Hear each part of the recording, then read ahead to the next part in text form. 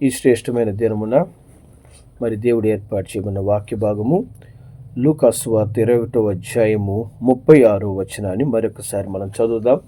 కాబట్టి మీరు జరగబో వీటి నెలలు తప్పించుకొని మనుష్య కుమారుని ఎదుట నిలువబడుటకు శక్తిగల వారగునట్లు ఎల్లప్పుడూ ప్రార్థన చేయొచ్చు మెలకుగా ఉండుడని చెప్పాను.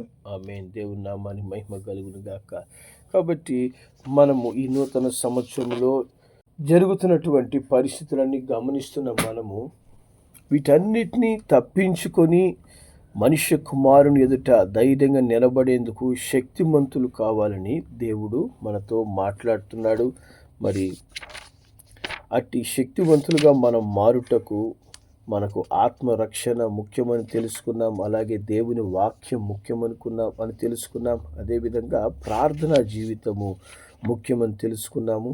దాంతోపాటు పరిశుద్ధాత్మ నింపుదల అనేది చాలా ముఖ్యమని మనం తెలుసుకున్నాం. మరి పరిశుద్ధాత్మ అభిషేకమును గురించి శనివారం రోజున కొన్ని విషయాలు మనము ధ్యానించాము. మరి అంచె దినాల్లో దేవుడు అందరి మీద తన ఆత్మను కుమ్మరిస్తాను అని వాగ్దానం చేసిన దేవుడు. హల్లెలూయా. మరి జరుగుతున్నటువంటి ఈ సంభవాలన్నీ కూడా మనకు ఏమి తెలియజేస్తున్నాయంటే స్పష్టంగా మనము అంచె దినాల్లోన ఉన్నాము అని మనకు చాలా స్పష్టంగా తెలియపరుస్తూ ఉన్నాయి. కాబట్టి ఈ అంచె దినాలు ఆశీర్వాదకరమైన దినాలను రాయబడలేదు, కానీ అంచె దినాలు అపాయకరమైన దినాలు అని రాయబడ్డాయి. కాబట్టి ఈ అపాయకరమైన దినాల్లో దేవుని యొక్క అభిషేకం మట్టుకే నిన్ను ప్రతి అపాయము నుంచి తప్పించగలదు, ప్రతి పరిస్థితి నుంచి నిన్ను కాపాడగలదు. దేవుడు అడుగు ప్రతి వారికి తన ఆత్మను అనుగ్రహిస్తాను అని సెలవిచ్చాడు. హల్లెలూయా. మరి అట్టి ప్రేమ కలిగిన దేవుడు దేవుని సన్నిధిలో మోకరించి విశ్వాసముతో అడుగు ప్రతి వారిపై తన ఆత్మను కుమ్మరిస్తున్న దినాలలో మనం ఉన్నాం. మరి పరిశుద్ధాత్మ దేవుడు మనలో ప్రవేశించడం ద్వారా లేదా పరిశుద్ధాత్మ అభిషేకాన్ని నీవు పొందుకునడం ద్వారా నువ్వు పొందుకునే మేళ్ళు గురించి కొన్ని సంగతులు మనం తెలుసుకొని ఉన్నాం. మరి పరిశుద్ధాత్మ మనలోనికి వచ్చుట ద్వారా మనకు పరిశుద్ధాత్మ దేవుడు జరగబోయే సంగతులు జ్ఞాపకం చేస్తాడని, ఆయన ఎల్లప్పుడూ నీకు తోడై ఉంటాడని, సర్వసత్యంలోనికి నిన్ను నడిపిస్తాడని మనము తెలుసుకున్నాం. ఈ దినము ఇంకొన్ని విషయాలు మనము ధ్యానించబోతున్నాం. దేవుని నామానికి మహిమ కలుగును గాక. మరి అపోస్తుల కార్యములు 2వ అధ్యాయము 4వ వచనాన్ని మనం చదువుదాం. అపోస్తుల కార్యములు 2:4.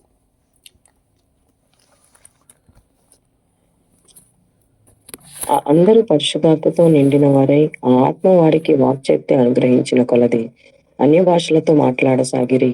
ఆమేన్. దేవుని నామానికి మహిమ కలుగును గాక.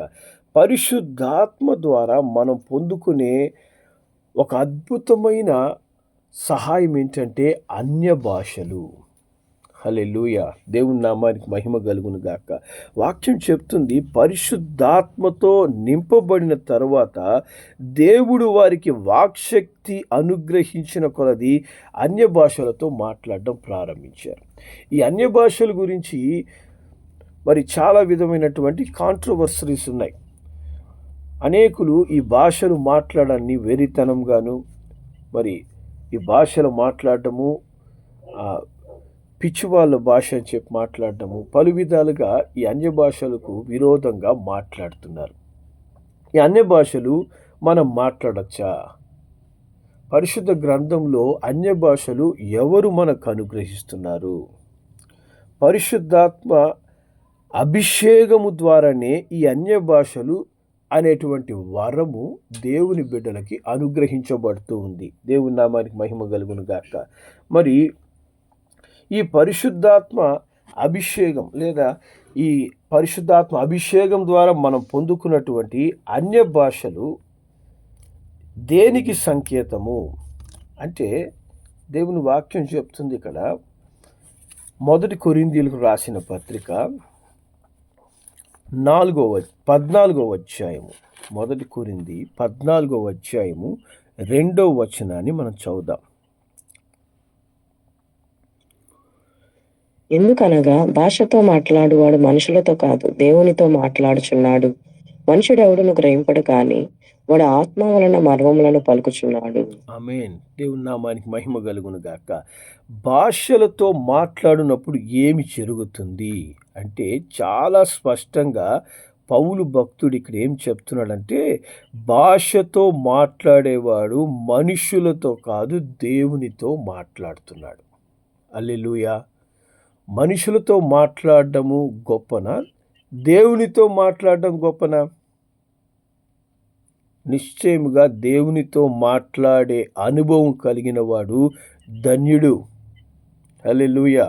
కాబట్టి దేవుని వాక్యం స్పష్టంగా చెప్తుంది, మనం భాషతో మాట్లాడిన ప్రతిసారి, అన్య భాషల్లో మనం మాట్లాడుతున్న ప్రతిసారి మనము మనుషులతో కాదు దేవునితో మాట్లాడుతున్నాం. హల్లెలూయా. అట్టి కృపను అనుగ్రహించినటువంటి దేవాది దేవుని బట్టి మనము స్తుతించాలి. కొంతమంది మరి భాషను వక్రీకరించి మాట్లాడుతుంటారు, భాషలు వచ్చినట్టు నటిస్తూ ఉంటారు.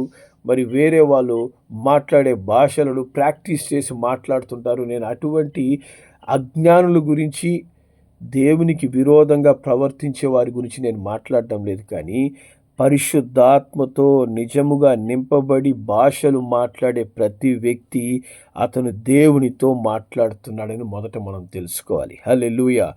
దేవునితో మాట్లాడుతున్నటువంటి ఈ వ్యక్తి ఏం చెప్తున్నాడంట, మనుష్యుడెవ్వడు కూడా ఈ భాషను గ్రహింపడు గాని ఆత్మ వలన అతను మర్మములు పలుకుతున్నాడు. హల్లెలూయా. మర్మాలను దేవుడు మన నోటి ద్వారా పలిగింపజేస్తున్నాడు. దేవునికి మహిమ కలుగును గాక. కాబట్టి భాషలు మాట్లాడడం అంటే అర్థం ఏంటి? మనం చాలా స్పష్టంగా తెలుసుకోవడం, మనం దేవునితో మాట్లాడుతున్నాము. రెండవది, మనం మాట్లాడే భాష అందరికీ అర్థం కాదు. ఎందుకంటే మన నోటి నుంచి దేవుడు మర్మములు మాట్లాడింపజేస్తున్నాడు. హల్లెలూయా. కాబట్టి ఇట్టి మర్మాలు మాట్లాడడము మనకు మేలా లేకపోతే కీడా? చూడండి, అదే 14వ అధ్యాయము 4వ వచనం మనం చదువుదాం. 14:4లో భాషతో మాట్లాడువాడు తనకే క్షేమాభివృద్ధి కలుగు చేసుకును కానీ ప్రవచించువాడు సంఘములకు క్షేమాభివృద్ధి కలుగు చేయును. ఆమేన్. కాబట్టి చూడండి, భాషతో మాట్లాడేవాడు ఏం చేస్తున్నాడు? తనకు క్షేమాభివృద్ధి కలుగజేసుకుంటున్నాడు. హల్లెలూయా. దేవుని నామానికి మహిమ కలుగును గాక. ఎవరైతే భాషలు మాట్లాడతారో, ఎవరైతే అన్య భాషలు అనేటువంటి వరమును పొందుకొని అన్య భాషల ద్వారా మరి అన్య భాషలు పలుకుతూ ఉంటారో, వాళ్ళు ఏం చేస్తుంటారంటే మొదటిది దేవునితో మాట్లాడతారు. రెండవది, మనుషులకు అర్థం కాని మర్మాలు దేవుడు వారి నోటి ద్వారా పలికింపజేస్తాడు. మూడవది, ఆ భాషలు మాట్లాడే కొలది వాళ్ళకి క్షేమం అనేది అభివృద్ధి చెందుతుంది. హల్లెలూయా. దేవుడు క్షేమాభివృద్ధిని కలుగజేస్తాడంట. కాబట్టి అంచె దినాల్లో మనము క్షేమాభివృద్ధి పొందుకోవాలంటే మనం ఏం చేయాలి? మనం భాషలతో మాట్లాడాలి. హల్లెలూయా. దేవుని నామానికి మహిమ కలుగును గాక. మరి భాషలతో మాట్లాడడము తప్పు అని పౌలు భక్తుడు చెప్తున్నాడా? ఆయన భాషల గురించి ఏం సెలవిస్తున్నాడు? చూడండి, అదే 14వ అధ్యాయంలో, 1 కొరింథీ 14వ అధ్యాయము 18వ వచనాన్ని మనం చదువుదాం. నేను మీ అందరికంటే ఎక్కువగా భాషలతో మాట్లాడుచున్నాను, అందుకు దేవుని స్తుతించెదను. ఆమేన్. కాబట్టి చాలా స్పష్టంగా పౌలు భక్తుడు ఏం చెప్తున్నాడంటే, మీ అందరికంటే, అంటే ఎవరందరికంటే? మరి క్రైస్తవులైన ఆయనకు తెలిసిన ప్రతి ఒక్కరికంటే, మీ అందరికంటే అంటున్నాడు ఒకే మాటలో. మీ అందరికంటే ఎక్కువగా భాషలతో మాట్లాడే వ్యక్తిని ఉన్నంటే నేనే. అప్పుడు మనము పౌలుని మరి చెడ్డ మాటలు పలుకుతున్నాడని చెప్పాలా? చాలామంది ఏమంటారంటే భాషలతో మాట్లాడుతుంటే వాళ్ళు చెడ్డ మాటలు మాట్లాడుతున్నారు, బూతులు మాట్లాడుతున్నారు అంటున్నారు. ఎంత దుర్మార్గముగా మరి దేవుని బిడ్డలు యోచిస్తున్నారంటే అది నాకు ఎంతో వేదనగా ఉంటుంది, దుఃఖముగా ఉంటుంది.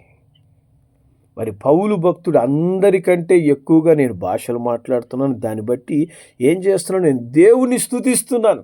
దేవా, ఇన్ని భాషలు మాట్లాడే వరముతో, ఆ కృపతో నన్ను నింపినావు నాయనా, నేను నీకు స్తోత్రము చెల్లిస్తూ ఉన్నాను.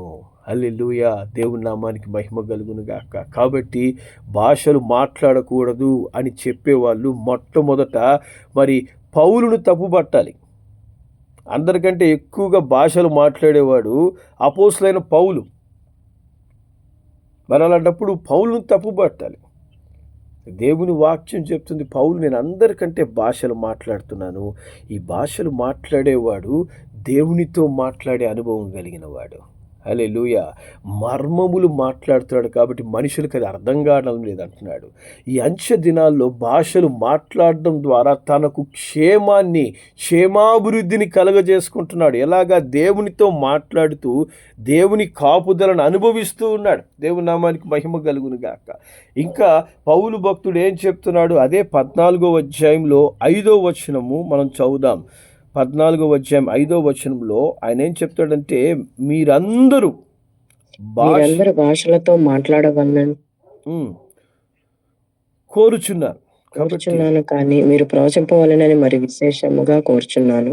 సంఘం క్షేమాభివృద్ధి పొందు నిమిత్తం భాషలతో మాట్లాడువాడు అర్థం చెప్పితేనే కానీ వాని కంటే ప్రవచించువాడే శ్రేష్ఠుడు. ఆమేన్. కాబట్టి ఇక్కడ పౌలు భక్తుడు ఏమంటున్నాడు? మీరందరూ భాషలతో మాట్లాడాలని నేను కోరుచున్నాను అంటున్నాడు. భాషలతో మాట్లాడకూడదని నేను కోరుచున్నాను అనే మాట పౌలు ఇక్కడ చెప్పలేదు. మీరందరూ భాషలతో మాట్లాడాలి, అన్య భాషలు మీరు మాట్లాడాలి. హల్లెలూయా. మీరందరూ భాషలతో మాట్లాడాలని నేను కోరుచున్నాను. దేవుని నామానికి మహిమ కలుగును గాక. కాబట్టి భాషలతో మాట్లాడవద్దు అనే మాట పౌలు చెప్పడం లేదు, భాషలతో మాట్లాడాలని కోరుతున్నాడు. అలాగే 14వ అధ్యాయం 39వ వచనంలో ఆయన ఏం చెప్తాడంటే, నా సహోదరులారా, ప్రవచించుట ఆసక్తితో ఆపేక్షించుడి, భాషలతో మాట్లాడుట ఆటంకపరచకుడి, కానీ సమస్తమును మర్యాదగాను క్రమంగాను జరగనీయుడి అంటాడు. కాబట్టి భాషలతో మాట్లాడడాన్ని ఆటంకపరచద్దండి. భాషలతో మాట్లాడడాన్ని ఆటంకపరచద్దు, మాట్లాడేవాడిని ఆపొద్దు అని దేవుడు చెప్తున్నాడు. దేవుడు మరి పౌలు భక్తుడు ద్వారా మాట్లాడుతున్నాడు. దేవుని నామానికి మహిమ కలుగును గాక. కాబట్టి మరి భాషలతో మాట్లాడుట తప్ప అంటే కొన్ని పరిస్థితుల్లో మనము భాష కంటే ప్రవచనములో మాట్లాడడము శ్రేష్టము అంటున్నాడు. హల్లెలూయా. మరి భాషలతో మాట్లాడేవాడు దేవునితో మాట్లాడతాడు కనుక మనుషులకు అర్థం కాదు. కానీ ఆ 14వ అధ్యాయం 1 కొరింథీ 14వ అధ్యాయం 3వ వచనాన్ని మనం చదువుదాం. 3 క్షేమాభివృద్ధియే హెచ్చరికయు ఆదరణయు కలుగునట్లు ప్రవచించేవాడు మనుషులతో మాట్లాడుచున్నాడు. ఆమేన్. కాబట్టి ఎప్పుడైతే ఒక ప్రవచనం అనేది విడుదలవుతుందో, దేవుని ద్వారా ఆ పరిశుద్ధాత్మ ప్రవచన వరమును ఒక వ్యక్తికి ఇచ్చినప్పుడు అతను ప్రవచిస్తాడో, అప్పుడు ఆ ప్రవచనం అనేది ఏం జరుగుతుందంట? మనుషులతో మాట్లాడతాడు. కాబట్టి ఆ ప్రవచనము క్షేమాభివృద్ధి, హెచ్చరిక, ఆదరణ ఒక వ్యక్తికి అనుగ్రహిస్తుంది. హల్లెలూయా. కాబట్టి ప్రవచనము మరి మనుష్యులకు, తనకు మట్టుకే కాదు, మనుష్యులకు క్షేమాభివృద్ధి, హెచ్చరిక, ఆదరణ, ఇవి 3 ప్రవచనం ద్వారా వస్తాయి. కాబట్టి మరి ప్రవచించండి అని కూడా పౌలు భక్తుడు సెలవిస్తూ ఉన్నాడు. దేవుని నామానికి మహిమ కలుగును గాక. అంతేకాని అన్య భాషల్లో మాట్లాడొద్దండి అని చెప్పడం లేదు. భాషలతో మాట్లాడండి, కానీ ప్రవచించడం దానికంటే శ్రేష్టమైనది. ప్రవచించే వరము కలిగి ఉండడము ద్వారా నువ్వు మట్టుకే క్షేమాభివృద్ధి పొందుకోవడం కాదు, ఇతరులు కూడా క్షేమాభివృద్ధి పొందుకుంటారు. కాబట్టి మరి 5వ వచనంలో ఆయన ఏం చెప్తున్నాడు? మీరందరూ భాషలతో మాట్లాడవలనని కోరుచున్నాను, కానీ మీరందరూ ప్రవచించవలనని మరి విశేషముగా కోరుచున్నాను. హల్లెలూయా. కాబట్టి సంఘ క్షేమాభివృద్ధి నిమిత్తం భాషలతో మాట్లాడువాడు అర్థం చెప్తేనే కానీ వానికంటే ప్రవచించువాడే శ్రేష్ఠుడు అంటున్నాడు. కాబట్టి భాషలతో మాట్లాడితే నీకు క్షేమాభివృద్ధి, మరి ప్రవచించినప్పుడు సంఘానికి క్షేమాభివృద్ధి కలుగుతుంది. కాబట్టి భాషలు ఆపకూడదు, ప్రవచనము ఆపకూడదు. రెండిటినీ మనం కొనసాగించాలి. హల్లెలూయా. ఈ అంచె దినాల్లో మనం క్షేమంగా జీవించాలంటే పరిశుద్ధాత్మ అనుగ్రహించే ఈ భాషల వరముతో నింపబడి మనము భాషలు మాట్లాడాలి. హల్లెలూయా. ఈ భాషలు మాట్లాడినప్పుడు నువ్వు దేవునితో మాట్లాడతావు.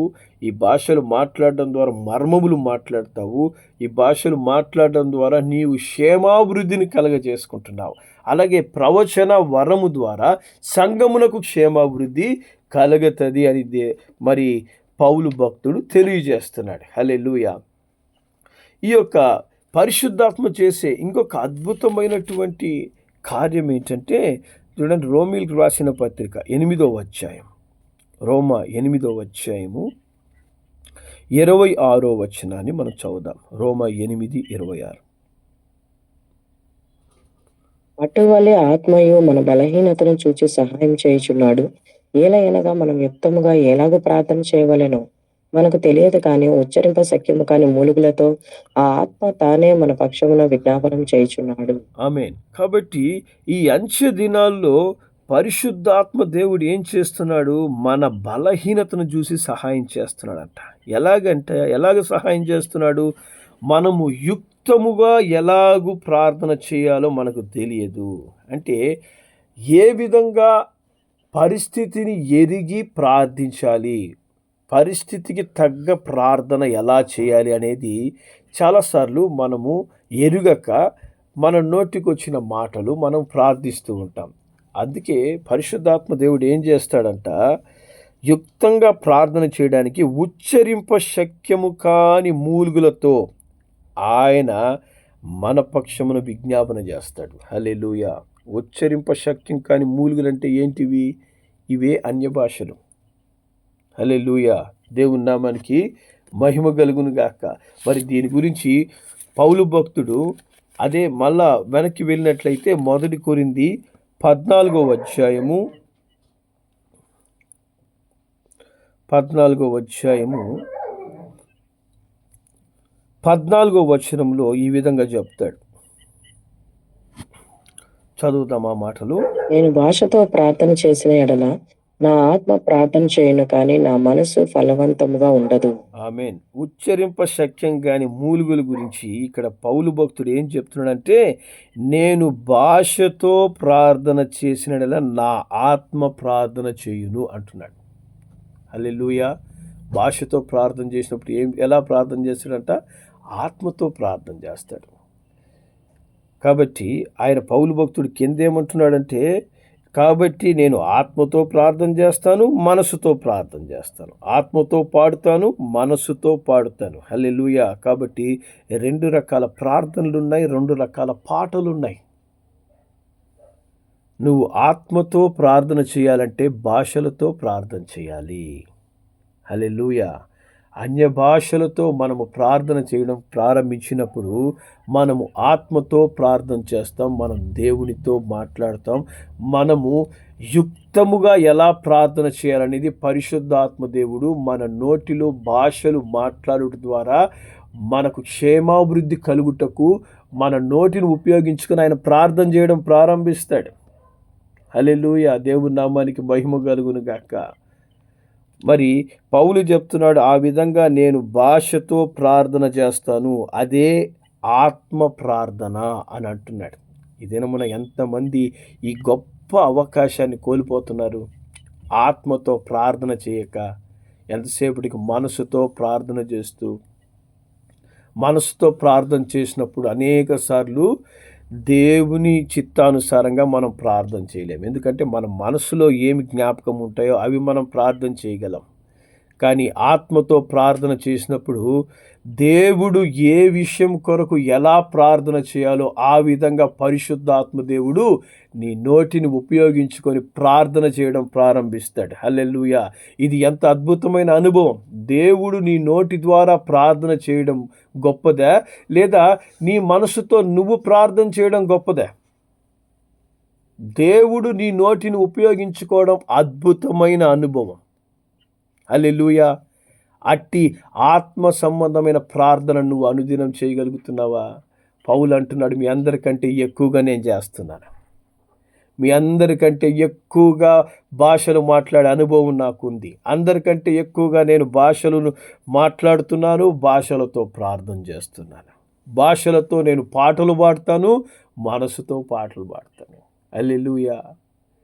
ఎప్పుడైతే మనము భాషలతో ప్రార్థన చేయడం, భాషలతో దేవుణ్ణి స్తుతించడం, భాషలనే వరాన్ని మనం పొందుకోవడం అనుభవిస్తామో, ఈ అంచె దినాల్లో పరిశుద్ధాత్మ దేవుడు నువ్వు ఎలా ప్రార్థన చేయాలా, ఏ విధంగా నీ పరిస్థితి గురించి ప్రార్థన చేయాలని నీకు నేర్పించి, నీ నోటిని ఉపయోగించుకొని నీకు క్షేమాన్ని దేవుడు కలగజేస్తాడు, నీ కుటుంబానికి క్షేమాన్ని కలగజేస్తాడు.